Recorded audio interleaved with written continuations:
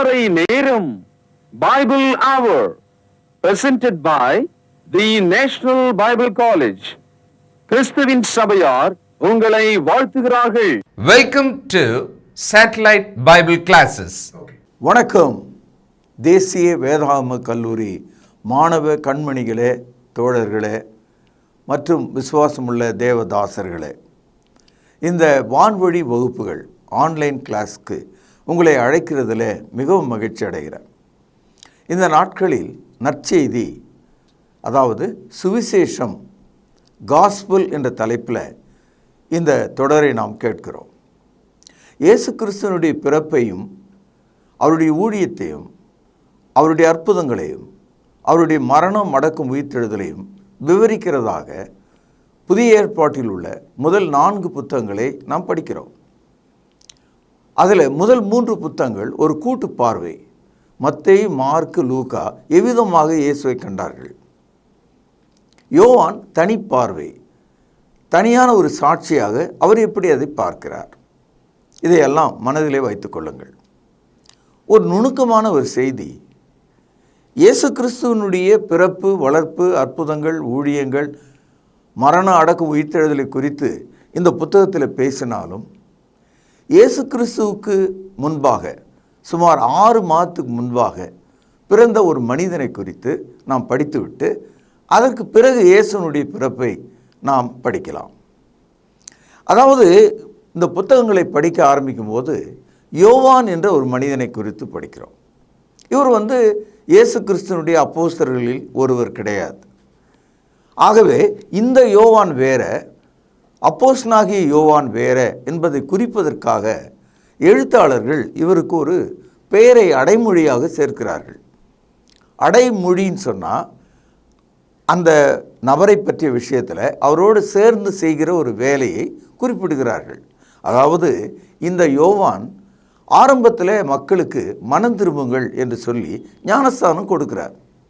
புதிய ஏற்பாட்டிலே ஞானஸ்தானத்தை அறிமுகப்படுத்தின மனிதன் இவர்தான்.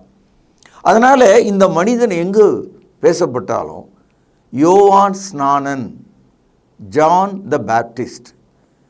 ஏன் ஸ்நானன் என்றால் அந்த ஞானஸ்தானத்தை கொடுக்கிறவனாக இவன் இருந்ததுனால ஒரு அடைமொழியாக இவனை சேர்த்து யோவான் ஸ்நானன் என்று நாம் படிக்கிறோம். இந்த யோவான் ஸ்நானன் மரியாளைப் போல அற்புதமான முறையில் இயேசு பிறந்தார் இல்லையா, அவ்விதமாக பிறக்கவில்லை.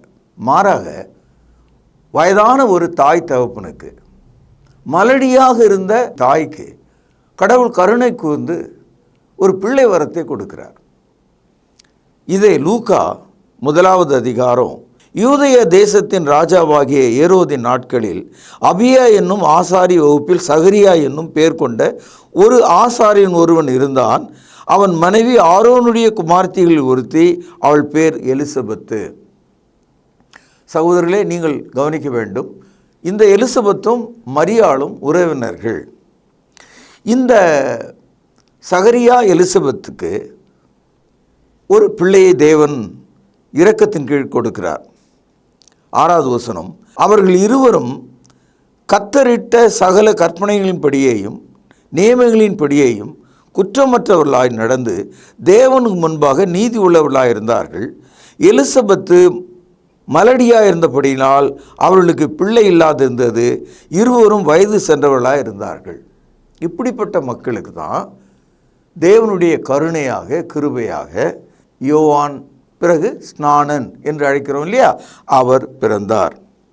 அதாவது இந்த சகரியாவுக்கு நற்செய்தி சொன்ன காபிரியேல், இந்த பிள்ளை உனக்கு உண்டாகும் என்று சொன்ன போது ஆரம்பத்தில் அவர் நம்பலை.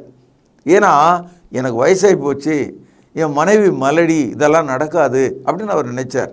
லூக்கா 1வது அதிகாரம் 13வது வசனம், தூதன் அவனை நோக்கி, சகரியாவே பயப்படாதே, உன் வேண்டுதல் கேட்கப்பட்டது. உன் மனைவியாகி எலிசபெத்து உனக்கு ஒரு குமாரனை பெறுவாள், அவனுக்கு யோவான் என்று பெயரிடுவாயாக. ஆக தேவதூதன் இந்த சகரியாவினிடத்தில் மலடியாக இருந்த அவனுடைய மனைவி எலிசபெத்தின் வழியாக ஒரு மகன் பிறப்பான், அவனுக்கு யோவான் என்று பெயரிட வேண்டும் என்று சொன்னார். லூக்கா 1வது அதிகாரம் 18வது வசனம், அப்பொழுது சகரியா தேவதூதனை நோக்கி, இதை நான் எதனால் அறிவேன்? நான் கிழவனாயிருக்கிறேன், என் மனைவி வயது சென்றவளாயிருக்கிறாளே என்றான். கர்த்தருடைய வார்த்தையை சந்தேகப்பட்டான்.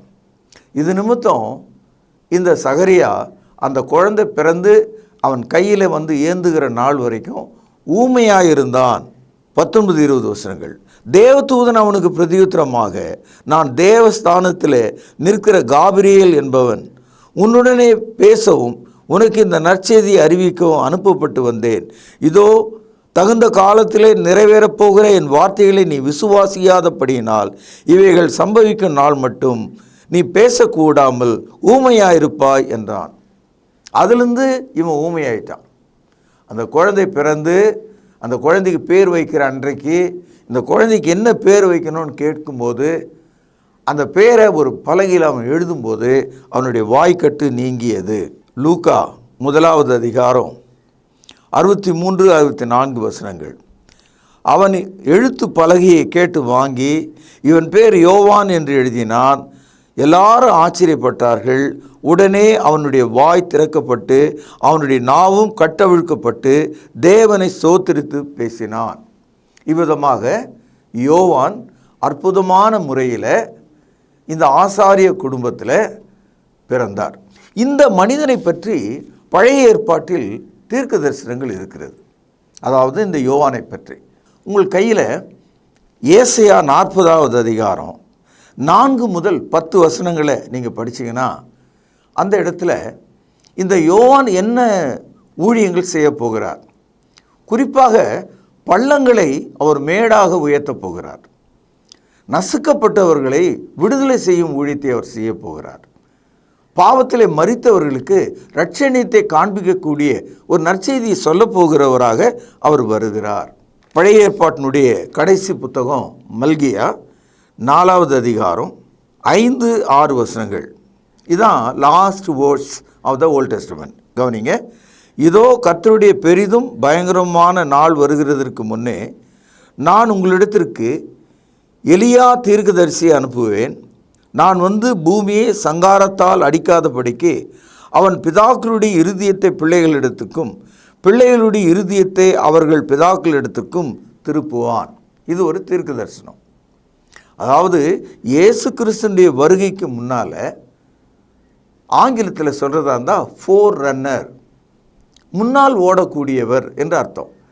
அதாவது இயேசு கிறிஸ்துவுக்கு வழியை ஆயத்தம் பண்ணுகிறவராக பழைய ஏற்பாட்டு எலியாவை போன்ற ஒரு வைராக்கியம் உடையவராக இந்த யோவான் ஸ்நானனை கர்த்தர் பயன்படுத்துகிறார். வேதமானவர்களை ஒன்றை நீங்கள் கவனிக்கணும். அதாவது இந்த பைபிளில் பழைய ஏற்பாட்டினுடைய கடைசி புத்தகம் மல்கியா, புதிய ஏற்பாட்டினுடைய முதல் புத்தகம் மத்தேயு. இதுக்கு இடையில் ஏறக்குறைய 400 வருஷம் இருக்குது. மல்கியா தீர்க்கதரிசிக்கு பிறகு தேவனுடைய வார்த்தைகளை சொல்லும்படி தீர்க்கதரிசி ஒருவன் எழுப்பப்படவில்லை. அது எப்படி நமக்கு தெரியுதுன்னா, அப்படி எழுப்பப்பட்டிருந்தால் அந்த தீர்க்க தரிசன வசனங்கள் இங்கே சேர்க்கப்பட்டிருக்கும். அதனால தான் பழைய ஏற்பாடு 39வது புத்தகத்தோட முடிவு பெறுகிறது. இப்போ புதிய ஏற்பாட்டுக்குள்ளே நம்ம வரும்போது முதல் தீர்க்கதரிசியாக the very first prophet of the New Testament. ஏனென்றால் இந்த யோவான் தேவனுடைய வார்த்தையை வனாந்திரத்திலே கூறுகிறவனாக வந்தான். He was speaking the word of God in the wilderness. வனாந்திரத்திலே தேவனுடைய வார்த்தையை அவன் சொல்லக்கூடியவனாக வந்தான். இதை மத்தேயு 3வது அதிகாரம் முதல் 3 வசனங்களே நீங்கள் பார்க்கலாம். அந்நாட்களில் யோவான் ஸ்நானன், கவனிச்சிங்களா, யோவான் ஸ்நானன் அந்த அடைமொழி அவனுக்கு கொடுக்கப்பட்டிருக்கிறத பார்க்குறோம். யூதேயாவின் வனாந்தரத்திலே வந்து, வனாந்தரம்னா வில்டர்னஸ், அங்கே மனுஷனே இருக்க மாட்டான், மலைகளும் காடுகளுமா இருக்கிற ஒரு பகுதி. ஆனால் கர்த்தருடைய வார்த்தையை அவன் எங்கே சொல்கிறான், அங்கே போய் நீங்கள் கேளுங்கன்ற மாதிரி பரிசுத்த ஆவியானவர் நம்ம ஏவுகிறார். God can speak his word anywhere as he likes. ஜனக்கூட்டத்தில் மத்தியில் தான் தேவனுடைய வார்த்தை சொல்லப்படணும்னு அவசியம் இல்லை. அவரால் சமுத்திரத்தின் மீது பேச முடியும், வனாந்திரத்திலிருந்து பேச முடியும். 2ஆம் வசனம், மனம் திரும்புங்கள், பரலோக ராஜ்யம் சமீபத்திருக்கிறது என்று பிரசங்கம் பண்ணினான். இந்த இடத்துல பரலோக ராஜ்யம் சமீபித்திருக்கிறது என்ற அந்த கருத்து, இயேசு வருகிறார், அவர் தேவனுடைய ராஜ்யமாக வருகிறார். இயேசு தான் அவர் அப்படி சொல்கிறார். 3வது வசனம் பாருங்கள். கர்த்தருக்கு வழியை ஆயத்தப்படுத்துங்கள். இந்த இடத்துல கர்த்தர் என்பது இயேசுவை குறிக்கிறது. அவருக்கு பாதையை செவை பண்ணுங்கள் என்று வனாந்தரத்திலே கூப்பிடுகிறவனுடைய சத்தம் உண்டென்று ஏசாயா தீர்க்கதரிசினால் சொல்லப்பட்டவன் இவனே. இந்த வசனம் ஏசாயா 40வது அதிகாரம் 3வது வசனத்திலே இருக்கிறது. ஆகவே யோவான் ஸ்நானன் வனாந்தரத்திலே கர்த்தருடைய வார்த்தையை அறிவித்து இயேசுவுக்கு வழியை ஆயத்தப்படுத்துகிறவனாக as a forerunner தமது ஊழியத்தை தொடங்குகிறார். அது மாத்திரமல்ல, இந்த யோவான் ஒரு அற்புதமான மனிதனாக, ஒரு நசரேயனாக, வித்தியாசப்பட்ட ஒரு எலியாவை போல அவன் இருக்கிறான். இதை மத்தேயு 3வது அதிகாரம் 4வது வசனத்திலே நீங்கள் பார்க்கலாம். இந்த காட்சி உங்களுக்கு ரொம்ப ஆச்சரியமாக இருக்கும். இந்த யோவான் ஒட்டக மயிர் உடையை தரித்து தன் அறையிலே வார்க்கச்சையை கட்டி கொண்டிருந்தான். கவனியுங்கள், வெட்டுக்கிளியும் காட்டுத்தேனும் அவனுக்கு ஆகாரமாக இருந்தது. இந்த மனிதன் மற்ற மனிதர்களைப் போல எல்லா விதமான கலப்பு உணவுகளை உண்ணாமல் இயற்கையாகவே இருக்கிற வெட்டுக்கிளியையும் காட்டுத்தேனையும் தின்கிறான். அதனுடைய அர்த்தம் என்னன்னா, he was most sanctified person. அவன் ஒரு பரிசுத்த வாழ்வை வாழ்கிற மனிதன், சமுதாயத்தை விட்டு பிரிந்து தன்னை தேவனுக்கு முன்பாக காத்து கொண்ட ஒரு மனிதனாக இருக்கிறான். இந்த மனிதன் தான் இயேசுவுக்கான ஆரம்ப வழியை மக்கள் மனதில் ஆயத்தப்படுத்துகிறான். He was preparing the hearts of the people to receive Jesus Christ. இதுதான் நீங்கள் புரிஞ்சிக்க வேண்டிய ஒரு பாடம். இதுவரைக்கும் நான் நடத்தினதில் 3 விஷயங்களை ஞாபகப்படுத்துகிறேன். ஒன்று, இந்த யோவான் அடைமொழியாக யோவான் ஸ்நானன், ஏனென்றால் அவன் ஞானஸ்தானம் கொடுக்குறதே வேலையாக இருந்தான், அதனால் அதுக்கு அவனுக்கு அந்த பேர். 2வது, இவனுடைய பெற்றோர் சகரியா, எலிசபெத் வயது சென்று கிழவர்களாக மலடியாக இருந்தவருடைய வீட்டில் தேவதூதன் வந்து வாக்களித்து பேர் சொல்லி அந்த வாக்குறுதி நிறைவேறும் காலம் வரைக்கும் அவனுடைய அப்பா ஊமையாக இருந்தார்.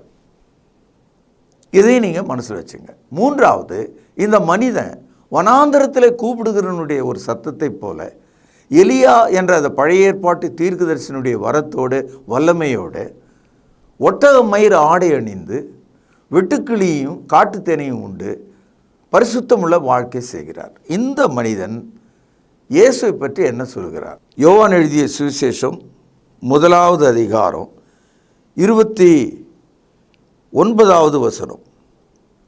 மறுநாளிலே யோவான் இயேசுவை தன்னிடத்திலே வர கண்டு, இதோ உலகத்தின் பாவத்தை சுமந்து தீர்க்கிற தேவ ஆட்டுக்குட்டி. அதே யோவான் 1வது அதிகாரம் 36வது வசனம் பாருங்கள். இயேசு நடந்து போகிறதை அவன் கண்டு, இதோ தேவ ஆட்டுக்குட்டி என்றான். அதாவது இயேசு கிறிஸ்துவுக்கு வழியை ஆயத்தம் பண்ணும்படியாக வந்த மனிதன் மனிதர்களுக்கு இயேசுவை தேவனுடைய ஆட்டுக்குட்டி என்று சொல்கிறான்.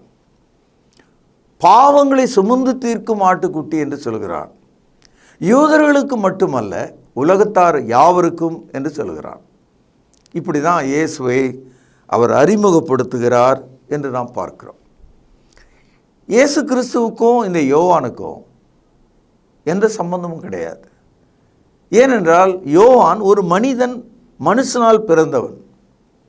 இயேசு கிறிஸ்து தேவனுடைய குமாரன், தேவனால் உண்டானவர். இந்த வேறுபாடை மனசில் வச்சுக்கிட்டு தான் நீங்கள் இந்த கருத்துக்களை புரிந்து கொள்ள வேண்டும். மத்தேயு 3வது அதிகாரம் 11ஆம் வசனம். மனம் திரும்புதலுக்கு என்று நான் ஜலத்தினால் உங்களுக்கு ஞானஸ்தானம் கொடுக்கிறேன், எனக்கு பின் வருகிறவரோ என்னிலும் வல்லவராயிருக்கிறார். 1, அவருடைய பாதரட்சைகளை சுமக்கிறதற்கு நான் பாத்திரன் அல்ல. 2, அவர் பரிசுத்த ஆவினாலும் அக்னினாலும் உங்களுக்கு ஞானஸ்தானம் கொடுப்பார். இங்கே யோவான் ஸ்நானன் தன்னை எந்த அளவிலே தாழ்த்துகிறார்? இயேசு கிறிஸ்துனுடைய பாதரட்சைகளை எடுப்பதற்கு கூட, சுமப்பதற்கு கூட நான் தகுதியற்றவன் என்று சொல்கிறார். இரண்டாவது, நான் வெறும் தண்ணியில் உங்களுக்கு ஞானஸ்தானம் கொடுக்குறேன், ஆனால் இயேசு கிறிஸ்துவோ உங்களுக்கு பரிசுத்த ஆவினாலே திருமுழுக்கு ஆகிய ஞானஸ்தானத்தை கொடுப்பார். இந்த அடையாளத்தை அவன் உணர்த்துவதை நாம் பார்க்கிறோம். அது மாத்திரமல்ல, இயேசு கிறிஸ்து நியாயாதிபதியாக இருக்கிறார் என்ற ஒரு கருத்தையும் சொல்கிறார். மத்தேயு 3வது அதிகாரம் 12வது வசனம், தூற்றுக்கூடை அவர் கையில் இருக்கிறது, அவர் தமது களத்தை நன்றாய் விளக்கி தமது கோதுமையை களஞ்சியத்திலே சேர்ப்பார், பதிரையோ அவிராத அக்னியிலே சுட்டரிப்பார் என்றான். அதாவது இயேசுனுடைய நியாய தீர்ப்பில் நல்ல கோதுமை களத்தில் சேர்க்கப்படுவது போலவும் பதரை விவசாயி கூட்டி எரிப்பதைப் போல நியாய தீர்ப்பில் அக்கிரமக்காரரை தேவன் அக்னியிலே நரகத்திலே தள்ளுவார் என்பதையும் இங்கே அவர் குறிப்பிடுகிறார்.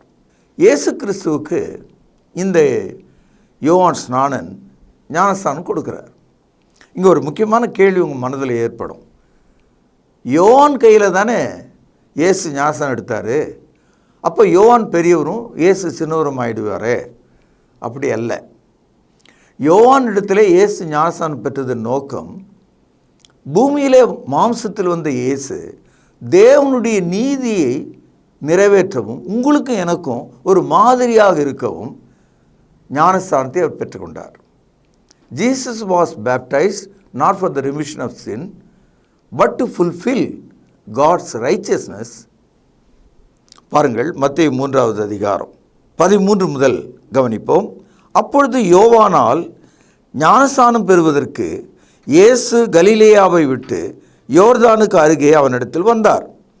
யோவான் அவருக்கு தடை செய்து, கவனிங்கள், நான் உம்மாலே ஞானஸ்தானம் பெற வேண்டியதாக இருக்க நீர் என்னிடத்திலே வரலாமா என்றான். 15ஆம் வசனம், இயேசு அவனுக்கு பிரதியுத்தரமாக, இப்பொழுது இடங்கொடு, இப்படி எல்லா நீதியும் நிறைவேற்றுவது நமக்கு ஏற்றதாக இருக்கிறது. To fulfil all righteousness. இப்படி எல்லா நீதியும் நிறைவேற்றுவது நமக்கு ஏற்றதாக இருக்கிறது. அப்பொழுது அவருக்கு இடம் கொடுத்தான். இயேசு ஞானஸ்தானம் பெற்று ஜலத்திலிருந்து கரையேறின உடனே இதோ வானம் அவருக்கு திறக்கப்பட்டது.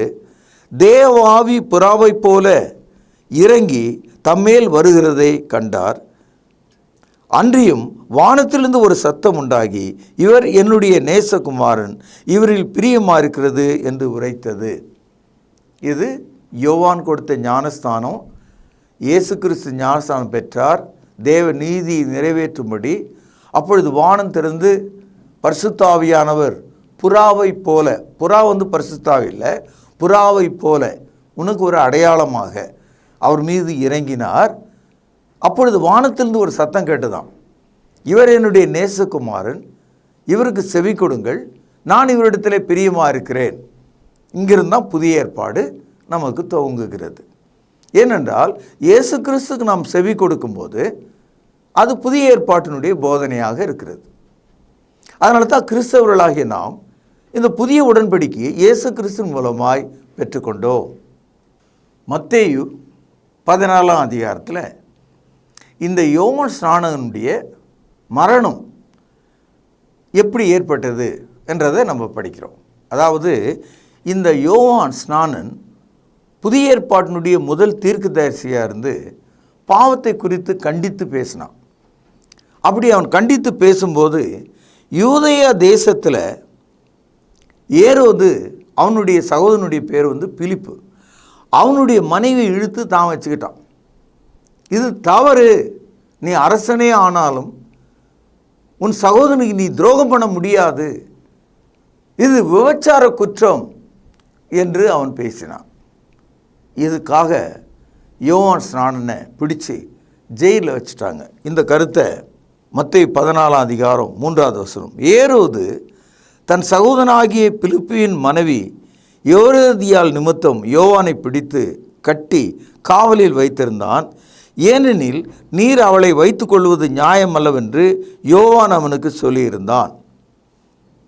ஏரோது அவனை கொலை செய்ய மனதாக இருந்தும் ஜனங்கள் அவனை தீர்க்கதரிசி என்று எண்ணினபடியால் அவர்களுக்கு பயந்திருந்தான். இந்த இடத்துல யோவான் ஸ்நானகனை புதிய ஏற்பாடு தீர்க்கதரிசி என்று அழைக்கிறது.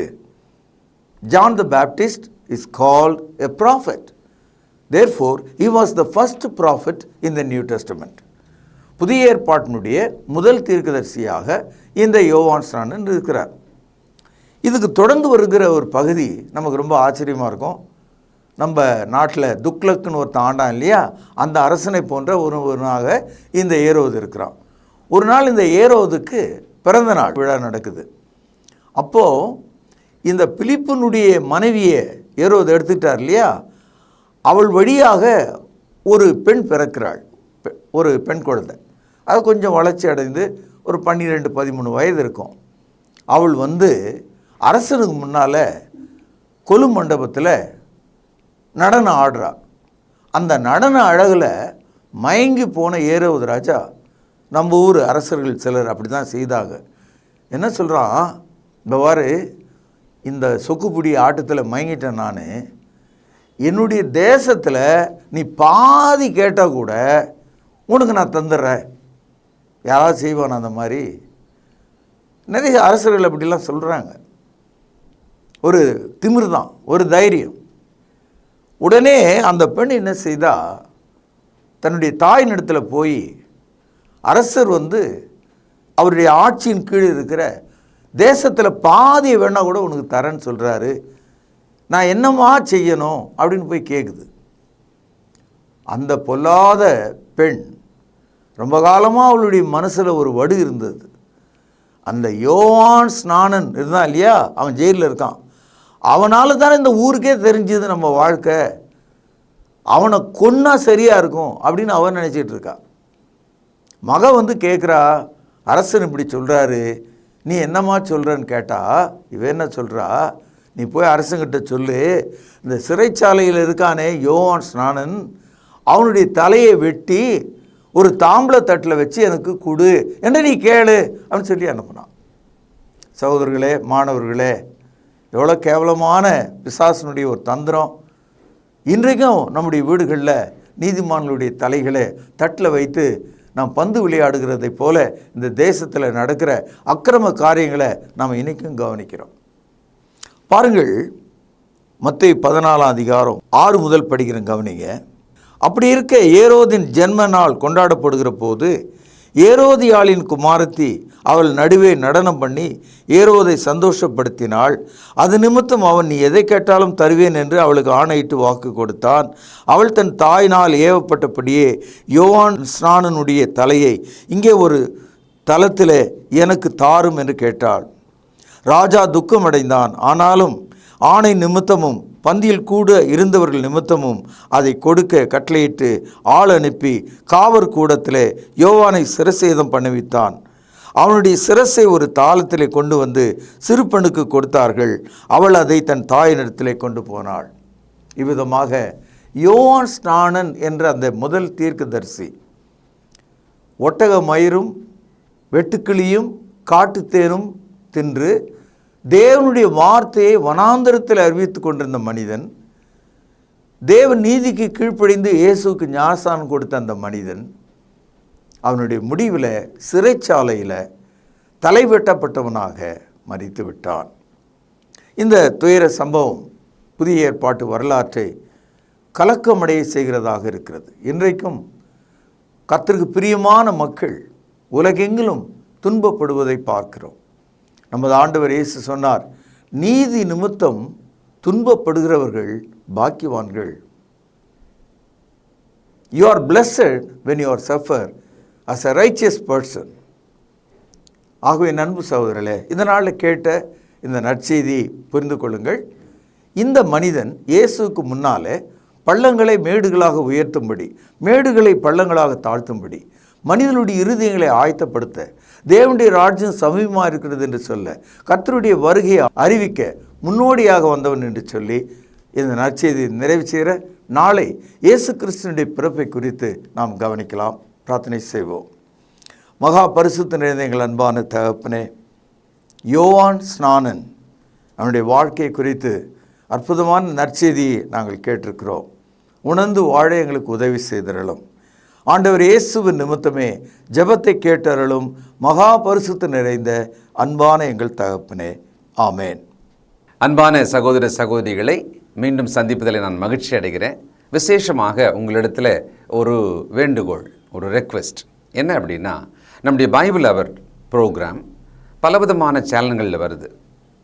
அதோடு கூட ரொம்ப முக்கியமாக இப்பொழுது உங்களிடத்தில் பொதுவாகவே நம்ம திருமறை நேரம் நிகழ்ச்சியில் பணம் கொடுங்க, இந்த நம்பர் பாருங்கள், அனுப்புங்க அப்படின்னு நம்ம கேட்டதே கிடையாது. ஆனால் மிகப்பெரிய ஒரு ரெக்வெஸ்ட்டை, மிகப்பெரிய ஒரு விண்ணப்பத்தை உங்கள் முன்னால் நான் இப்போ வைக்கலான் இருக்கேன். அது என்னென்னா, நம்முடைய பைபிள் அவர் டிவியினுடைய யூடியூப் சேனலை நீங்கள் பார்க்குறீங்க நிறைய பேர். ஒரே ஒரு விஷயம், அதை பிறருக்கு அறிமுகம் செய்யுங்கள். அடுத்தது சப்ஸ்கிரைப் பண்ணுங்கள். இந்த லைக் பண்ணுங்கன்னு நான் சொல்ல மாட்டேன், அக்செப்ட் பண்ணுங்கள். ஏன்னா ட்ரூத் இல்லையா அது, அதை நாம் அக்செப்ட் தானே பண்ணணும் இல்லையா?